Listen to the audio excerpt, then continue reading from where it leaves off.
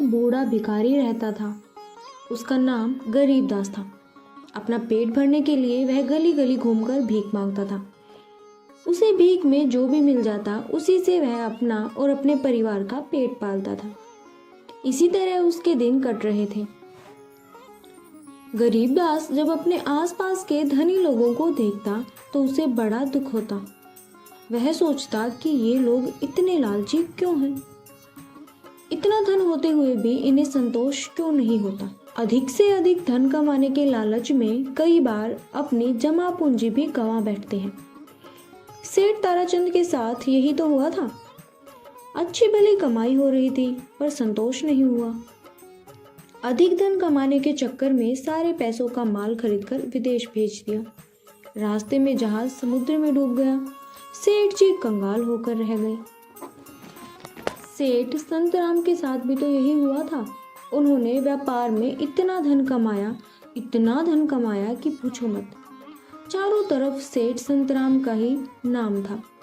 लेकिन लालच का पेट कब भरता है? बाजार से सारा अनाज खरीदकर गोदाम भर लिए कि जब अनाज के दाम बढ़ेंगे तो बेचकर खूब धन कमाएंगे। पर एक दिन गोदामों में आग लग गई और सारा अनाज जल गया। सेठ जी पूरी तरह से बर्बाद हो गए। इसीलिए तो लालच को बुरी बला कहा जाता है। लालच कभी नहीं करना चाहिए। मुझे अगर कहीं से 2-3 हजार रुपए मिल जाएं तो मैं भी शांति से बैठकर खाऊंगा और राम का नाम लूंगा। गरीबदास सड़क किनारे बैठा यह सब सोच रहा था। तभी धन की देवी लक्ष्मी उसके सामने प्रकट हो गई और बोली, बाबा मैं लक्ष्मी हूँ। तुम्हारी दीन दशा देखकर मैं बहुत दुखी हो गई। मेरे रहते हुए कोई दुखी हो यह मुझसे सहन नहीं होता। देखो मेरे पास सोने के सिक्के हैं। मैं तुम्हारी झोली सोने के सिक्कों से भर दूंगी। परंतु एक बात का ध्यान रखना कि जो सिक्का नीचे जमीन पर गिर जाएगा वह नष्ट हो जाएगा। तुम्हारी झोली पुरानी और कमजोर है। यह अधिक बोझ नहीं सह पाएगी। इसलिए इसमें इतने ही सिक्के डलवाना जितनों का बोझ यह आराम से सहन कर सके।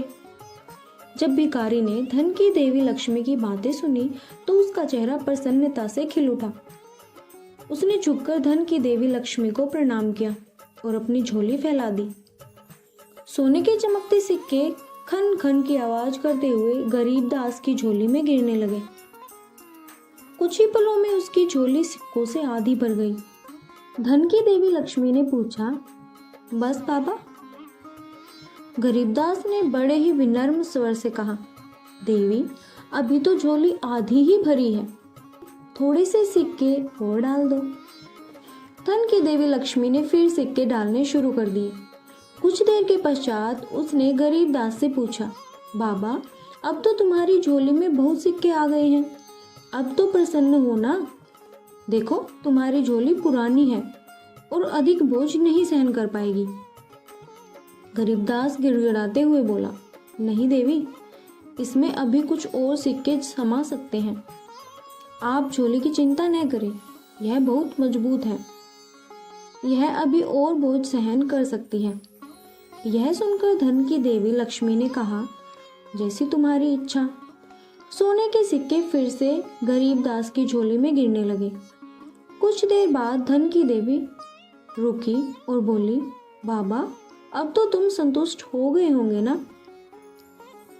गरीबदास बोला, देवी बस थोड़े से सिक्के और डाल दीजिए, फिर आपसे और डालने के लिए नहीं कहूँगा। धन की देवी लक्ष्मी बोली, बाबा मैं तो कुछ सिक्के और डाल दूंगी, पर तुम याद रखना कि सिक्के नीचे गिर गए तो नष्ट हो जाएंगे। गरीबदास बोला, नहीं, सिक्के नीचे नहीं गिरेंगे, आप चिंता मत कीजिए। आप थोड़े से और सिक्के डाल दीजिए। यह सुनकर धन की देवी मुस्कुराई और फिर से सिक्के डालने शुरू कर दिए। गरीबदास की झोली पुरानी और कमजोर थी। वह और अधिक सिक्कों का बोझ नहीं सह सकती थी।